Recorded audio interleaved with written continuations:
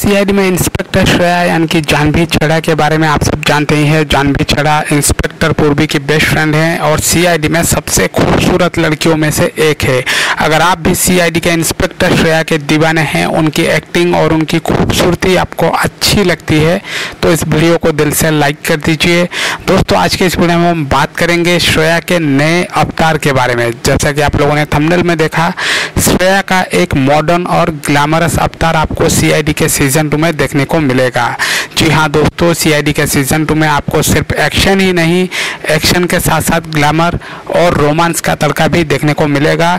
CID के season 1 को बंद हुए दोस्तों करीब 2 साल हो चुके हैं और हम सब ये चाहते हैं कि सीआईडी का सीजन 2 जल्द से जल्द वापस आए हम सब की टीवी स्क्रीन पर और हमें दया और श्रेया की रोमांटिक लव स्टोरी का मज़ा फिर से देखने को मिल सके।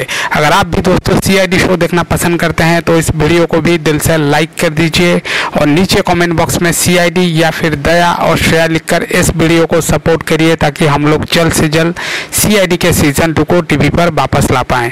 दोस्तों, सीआईडी के सीजन 2 में दया और श्रेया की जोड़ी जो है वो काफ़ी धमाल मचाने वाली है।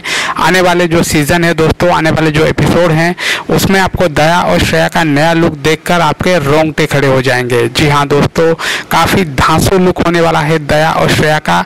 आप लोग थोड़ा सा वेट कर लीजिए दोस्तों, बहुत ही जल्दी आपको ये सब देखने को मिलेगा। धन्यवाद।